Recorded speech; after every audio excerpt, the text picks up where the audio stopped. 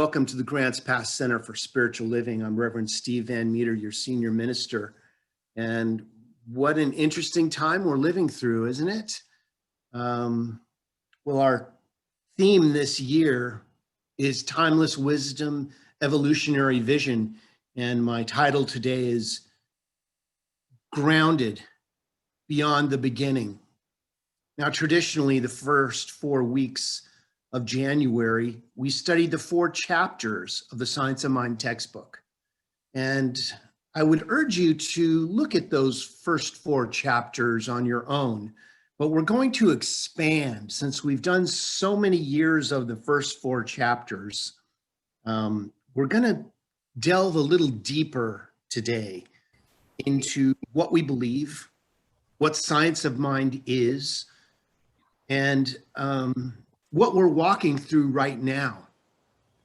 And if you're a seasoned professional in the Science of Mind, this will be a good refresher. And if you're totally new to Science of Mind, this will be a great introduction to what we believe. And this year's theme being Timeless Wisdom, Evolutionary Vision, it's very timely, especially this week. This month, we explore the ancient and sacred wisdom of the Science of Mind that we draw upon in this teaching and begin to contemplate the trajectory of our movement and our individual consciousness. We truly stand on the shoulders of giants, and in doing so, in taking in the consciousness of all that is, we begin to see new horizons. But as we're reminded this week, we still have a lot of work to do consciously.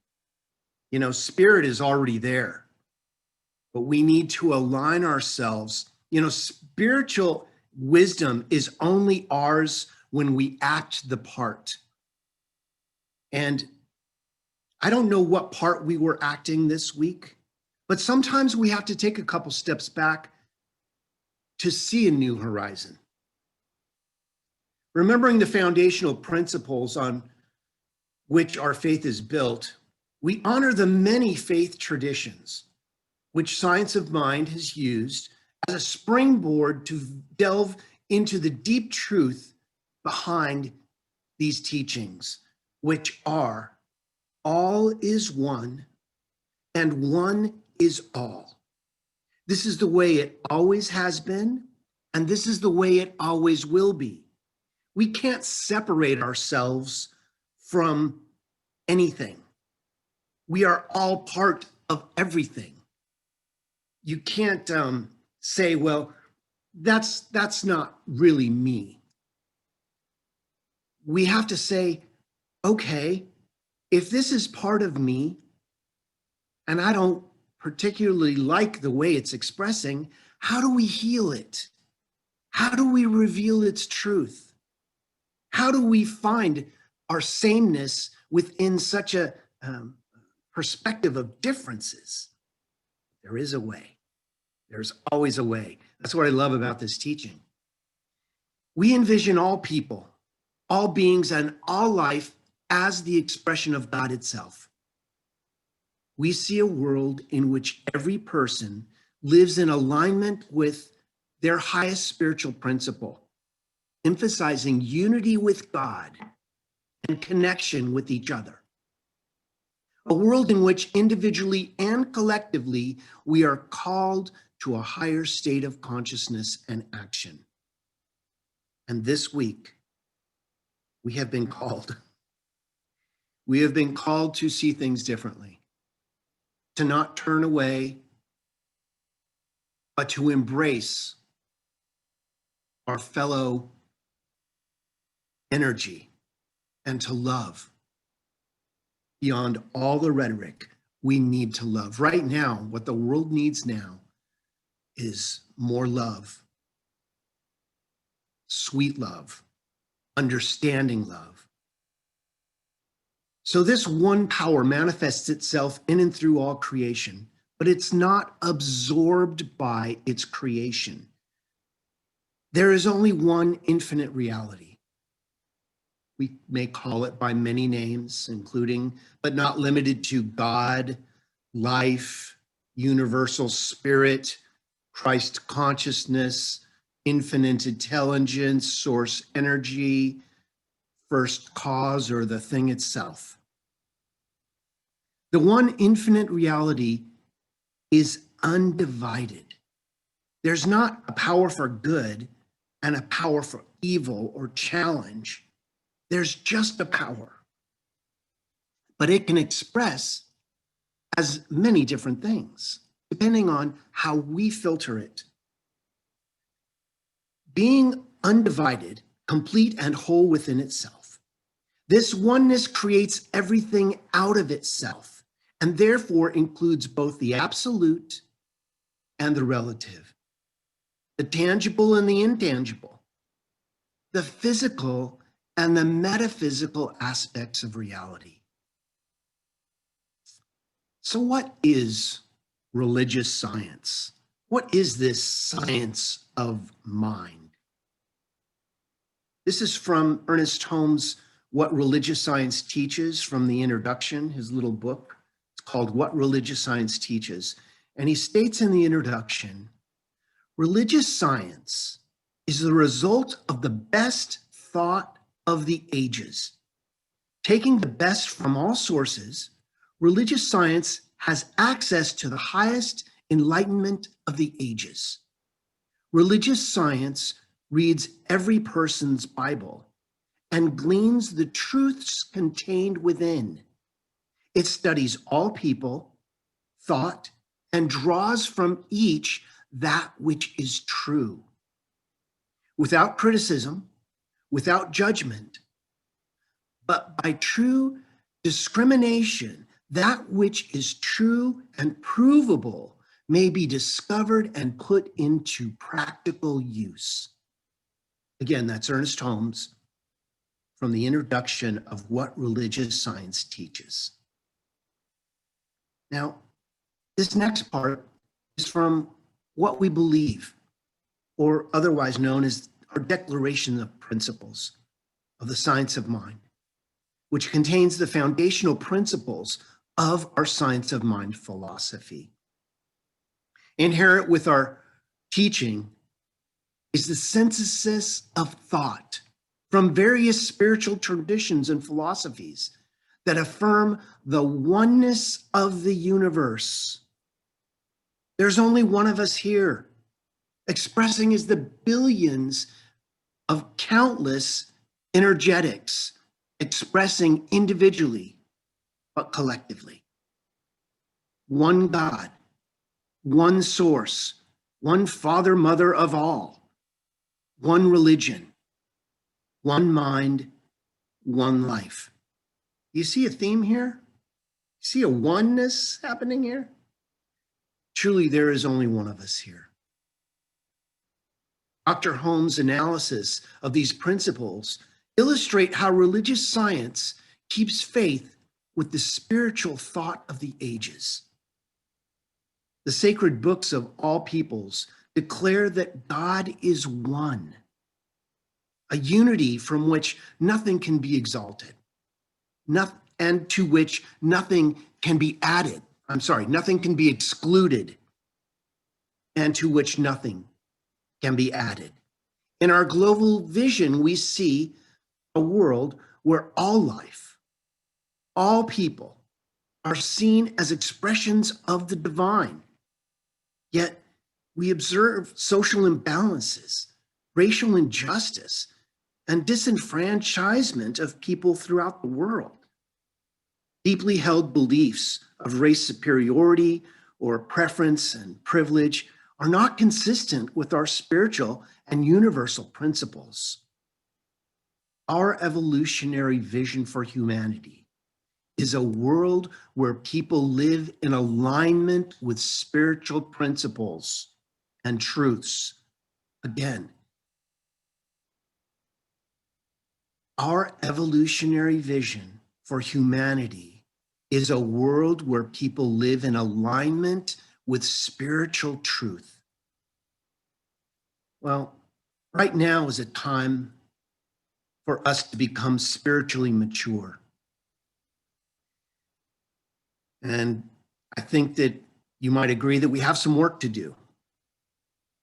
That there's more to be discovered. There's more to be understood and more to be learned.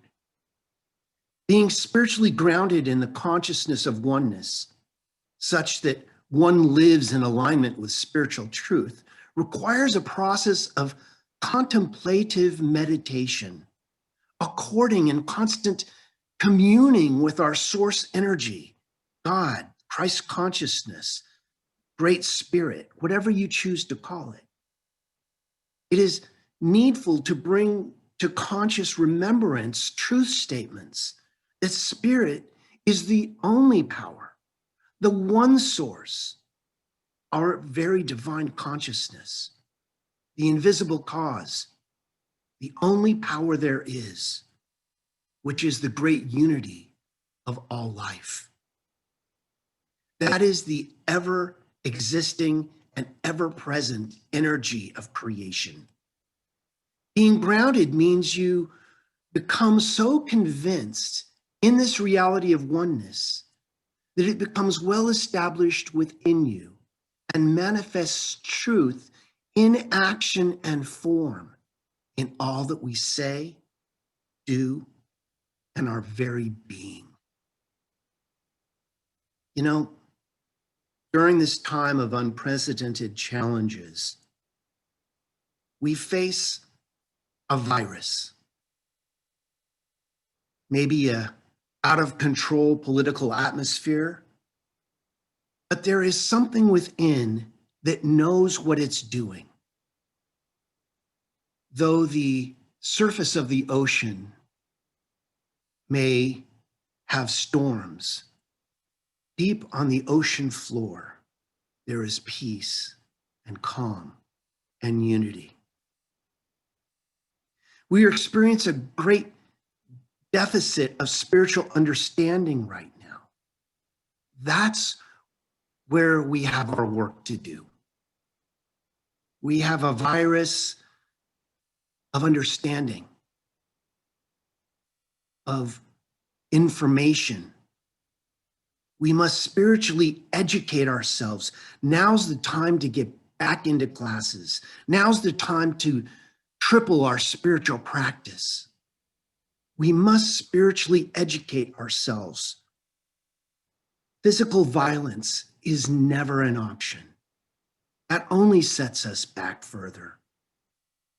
We must spiritually educate ourselves through this situation, opening our hearts big enough to love those who can't love themselves right now until they can learn to love themselves. Because there's only one of us here. The minute that we say, well, it's their fault or it's their problem, we've missed the wholeness and the oneness in our teaching. Through this situation, listening with our hearts and our very souls to find common ground, to understand why we're walking through this. You know, it's been said that it is the doom of human beings that they forget. Let us not forget, but let us learn. Let us understand. You know, it's going to take work from all sides. We must be willing to roll up our sleeves and begin the work of bringing peace and harmony to everything that is. And maybe that's just knowing peace within your own heart. Maybe that's turning away from what's going on the TV and saying a prayer for wholeness and oneness and praying for everything that's going on, not paying attention to the specifics, because the specifics are, our job is to know the spiritual.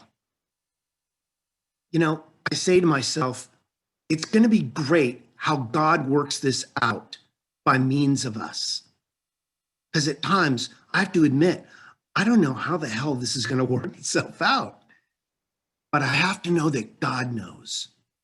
What brought us to this will bring us through this as we recenter ourselves in our spiritual understanding Let us take a moment right now to align ourselves with peace. So I invite you, let's just take a little imaging experience right now.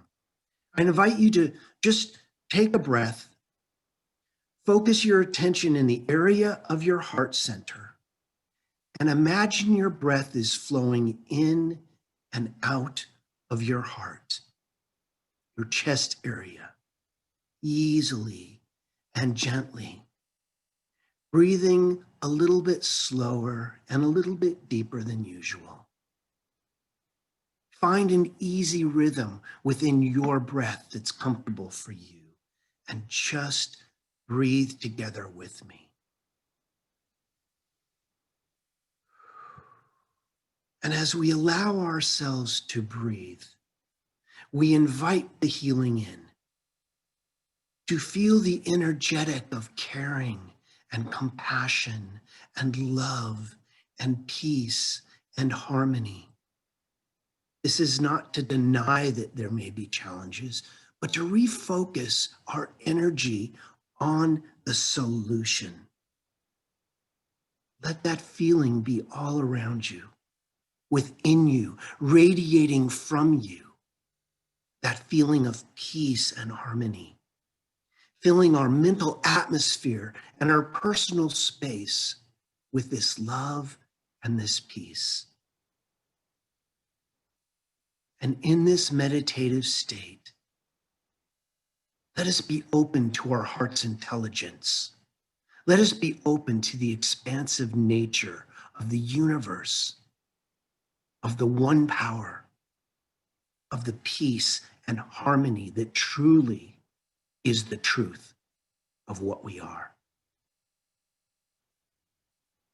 Well, let's bring ourselves back now, just feeling your fingers and your toes and slowly opening your eyes when that's comfortable. Thank you for taking that moment to harmonize ourselves and to remember who we are. I've had to do that several times this week to stay in balance. And I urge you to do that for yourself, or call someone you know can do that with you, or find a meditation group, something. But I'd like to include in my talk today the prayer by Dr. Ernest Holmes called My Prayer for My Country. I know that Reverend Nan spoke to this of her last week, almost Reverend Nan, sorry, spoke of this on Wednesday on her Wednesday service, and I thought it was so appropriate that I'd like to include it today. So thank you, Reverend Nan. Thank you, soon to be Reverend Nan, for reminding me of this. So it goes something like this. Believing in the destiny, believing in the divine destiny of the United States of America, and in the preservation of liberty, security, and self-expression, I offer this, my prayer for my country. I know that divine intelligence governs the destiny of the United States of America, directing the thought and the activity of all who guide its affairs. I know that success, prosperity, and happiness are the gifts of freedom and are the divine heritage of everyone in this country. I know that success, prosperity, and happiness are now operating in the affairs of every individual in this country. I know that divine guidance enlightens the collective mind of the people of this country, causing it to know that economic security may come to all without the loss of either personal freedom or individual self-expression. I know that no one can believe or be led to believe that freedom must be surrendered in order to ensure economic security for all. The all-knowing mind of God contains the answer to every problem which confronts this country. I know that every leader in this country is now directed to this all-knowing mind and has the knowledge of a complete solution to every problem. and each is compelled to act upon this knowledge to the end that abundance, security, and peace shall come to all. And I know that this spiritual democracy shall endure, guaranteeing to everyone in this country personal liberty, happiness, and self-expression. And so it is. Amen. So in conclusion, from the beginning of creation, this unity of life was set in motion. Creation is defined as the giving of form to the substance of mind. It is the play of life upon itself, the action of a limitless imagination upon an infinite law. Through this unity, this one mind, any individual has the ability, through the power of the word, through our daily spiritual practice, to ground the self in the absolute knowing and the practicing of oneness, to manifest the thought of God, of true unity for all. And so it is. Amen. Well, that concludes my talk for today, and I'd like to guide you into a prayer. If you'd like to close your eyes and take a moment, let's remember who we are together. So I just invite you to bring to the forefront of your consciousness what you believe the power of oneness is to you. This energy that created all that is beating our hearts right now, breathing our body, growing the grass, causing the rain to fall and the sun to shine. I know that that same power knows exactly what it's doing and is doing it by means of each one of us in a unity and a harmony that allows each one of us to be that point of love. That whatever is going on in our individual life is blessed. And collectively, I call in God, power, source energy, great spirit, knowing that it knows exactly what to do, how to do it, when to do it, and is doing it right here and right now. I call in the miraculous energy of the very universe itself right here. I know that within that Christ consciousness, something powerful is being understood. Something great is being learned. And as we take that learning and apply it in our lives, something great and powerful is being healed. Something wonderful is being revealed in the truth.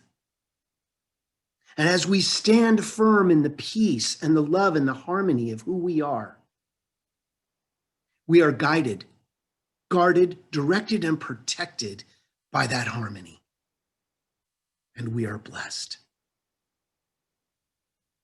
So we give great thanks for the truckloads of knowledge that are happening in our lives right now, for the new information that is being revealed as we see ourselves anew, as we release what is no longer serving us, so that we may embrace the newness of love, harmony, and peace.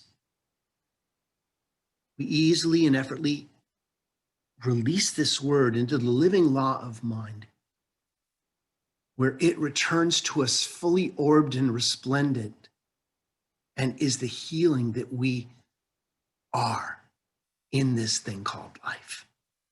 As we affirm this together by saying, and so it is. Amen. Well, thank you again. It's time for our offertory this morning. So I encourage you to find your donate button or your give plus button, and however you give. I want to thank you for giving on a constant basis, which allows us to provide these services and soon reopen our sanctuary.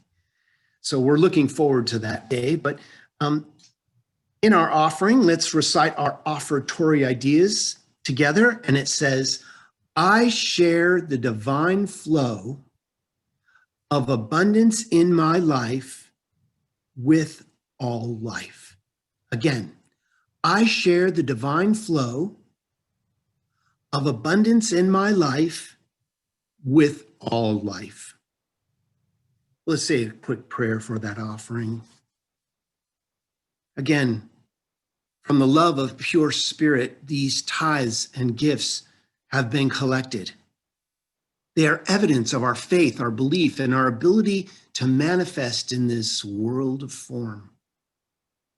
They do good work in the world and are returned to the giver and receiver in a way that allows this center to be open, teaching, providing service in a way that allow this community to thrive. And for this, we are so well blessed. And so it is. Amen.